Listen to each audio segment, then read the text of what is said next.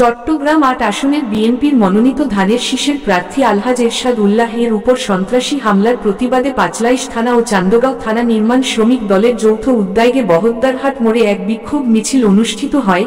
এ সময় উপস্থিত ছিলেন পাঁচলাইশ থানা বিএনপি নেতা জসিমউদ্দিন মোহাম্মদ হেলাল, সভাপতি পাঁচলাইশ থানা নির্মাণ শ্রমিক দল মোহাম্মদ আবুল হোসেন, সভাপতি চান্দগাঁও থানা নির্মাণ শ্রমিক দল মোহাম্মদ সুমন, সাধারণ সম্পাদক চান্দগাঁও থানা মোহাম্মদ ইসমাইল ইকবাল, সাজুমিয়া বিএনপি নেতা মোহাম্মদ হাসান, সাধারণ সম্পাদক পাঁচলাইশ থানা নির্মাণসাল জহিরু, চান্দগাঁও থানা যুবদল নেতা মোহাম্মদ আছলাম, মোহাম্মদ খোরশেদ, আব্দুল কাদের পিন্টু, মোহাম্মদ আমিনুল ইসলাম, আব্দুল জব্বার, নূর নবী, মোহাম্মদ কেফায়েত, সবুজ, রুবেল, মনোয়ার হোসেন, আব্দুল সাত্তার, নূর নবী, নাসিম মিয়া, জাহাঙ্গীর, মোহাম্মদ আলভি, মোহাম্মদ নয়ন, মোহাম্মদ বশির। উপস্থিত ছিলেন আরো অন্যান্য নেতৃবৃন্দ।